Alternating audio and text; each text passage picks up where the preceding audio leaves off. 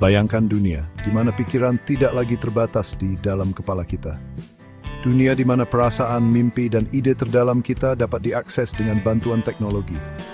Inilah masa depan menakjubkan yang dipelopori oleh para ilmuwan Jepang dengan AI inovatif mereka yang dapat membaca pikiran. Teknologi revolusioner ini siap untuk mendefinisikan ulang pemahaman kita tentang privasi, kesadaran, dan apa artinya menjadi manusia. Implikasi dari teknologi ini sangat luas dan berjangkauan jauh, menjanjikan untuk membentuk kembali komunikasi, pengobatan, dan bahkan struktur sosial kita. Namun hal ini juga menimbulkan pertanyaan etis dan sosial yang mendalam tentang inti dari kebebasan dan otonomi pribadi kita. Teknologi yang mencengangkan ini beroperasi dengan memanfaatkan sinyal-sinyal listrik rumit yang mengalir melalui otak kita.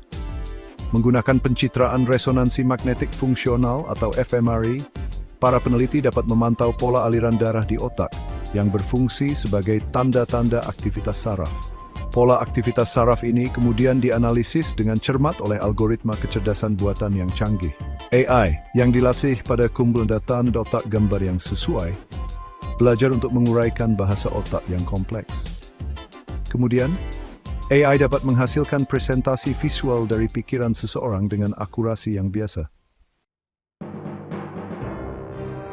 Implikasi dari teknologi ini tidak kurang dari perubahan paradigma. Bayangkan dunia di mana pikiran kita bukan lagi milik kita sendiri, di mana rahasia terdalam kita dapat terungkap. Potensi penyalahgunaan tidak dapat disangkal. Pemerintah dapat menggunakannya untuk interogasi atau pengawasan, mengikis kebebasan sipil dan mengantarkan era kontrol yang belum pernah terjadi sebelumnya. Di luar ranah kontrol pemerintah, bayangkan implikasinya terhadap hubungan pribadi. Kemampuan untuk mengetahui pikiran sejati seseorang dapat menghilangkan kepercayaan, fondasi dari hubungan manusia. Hubungan dapat dibangun di atas dasar rasa takut dan kecurigaan, selamanya mengubah dinamika interaksi manusia. Terlepas dari potensi penyalahgunaan, AI pembaca pikiran juga memiliki janji yang sangat besar untuk kemajuan umat manusia.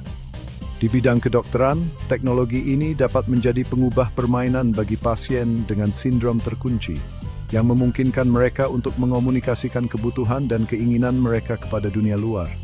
Teknologi ini juga dapat merevolusi peradilan pidana, memberikan bukti yang tak terbantahkan tentang kesalahan atau ketidakbersalahan. Bayangkan dunia di mana penjahat tidak dapat lagi bersembunyi di balik kebohongan dan tipu daya, di mana keadilan dapat ditegakkan dengan akurasi yang tak tertandingi. Bagian 5 sisi gelap dari transparansi pikiran. Namun bahkan dengan potensi manfaatnya, implikasi etis dari AI pembaca pikiran sangatlah besar.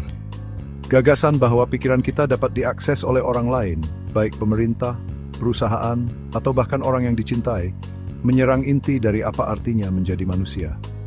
Pikiran kita adalah benteng terakhir dari individualitas kita, tempat perlindungan di mana kita bebas menjadi diri sendiri tanpa penghakiman atau konsekuensi. Erosi privasi mental ini dapat memiliki efek mengerikan pada pemikiran dan ekspresi bebas. Ketakutan dihakimi atau dianiaya karena pikiran terdalam dapat menyebabkan penyensoran diri dan konformitas, menghambat kreativitas dan inovasi. Bagian 6. Melindungi benteng terakhir privasi. Saat kita berdiri di ambang revolusi teknologi ini, kita harus melanjutkan dengan hati-hati. Pedoman etika dan kerangka hukum yang kuat sangat penting untuk mencegah penyalahgunaan teknologi yang kuat ini. Kita perlu menetapkan batasan yang jelas tentang siapa yang dapat mengakses pikiran kita dan untuk tujuan apa. Selain itu, pendidikan dan wacana publik sangat penting untuk memastikan bahwa masyarakat diperlengkapi untuk menghadapi dilema etika yang ditimbulkan oleh AI pembaca pikiran. Kita perlu melakukan percakapan yang terbuka dan jujur tentang potensi manfaat dan risikonya, menimbangnya dengan hati-hati sebelum merangkul potensi penuh teknologi ini. Bagian 7. Etika teknologi penguraian pikiran. Perkembangan AI pembaca pikiran menghadirkan dilema etika mendasar bagi kita. Apakah potensi manfaatnya lebih besar daripada risiko yang melekat pada privasi dan otonomi kita? Ini adalah pertanyaan yang membutuhkan pertimbangan cermat dan pendekatan yang bernuansa.